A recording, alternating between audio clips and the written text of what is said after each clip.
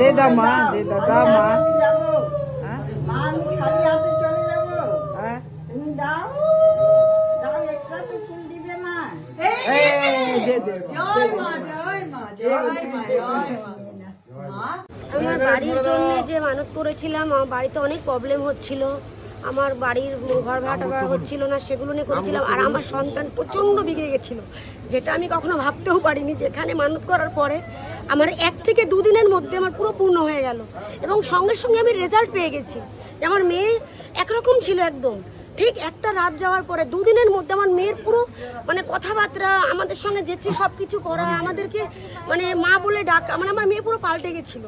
সেই জায়গা থেকে আমার সন্তান ফিরে এসছে, এবং আমার বাড়িরও অনেক প্রবলেম ছিল, সেগুলো আমি বলেছি, এবং আজকে রাতে বলেছি, সকালবেলা আমার সম্পূর্ণ হয়েছে। মানে আপনি মাকে ডেকে ফোন দেখে আপনি মেয়েকে যেরকম ভাবে চেয়েছিলেন ঠিক সেইভাবে আবার পেয়েছেন। এবং আমার মেয়ে আমি এসে রাজারহাট থেকে, আমার মেয়ে এমন হয়ে গেছিল মানে বলতে পারবো না, আমাদের সঙ্গে কথাও বলতো না।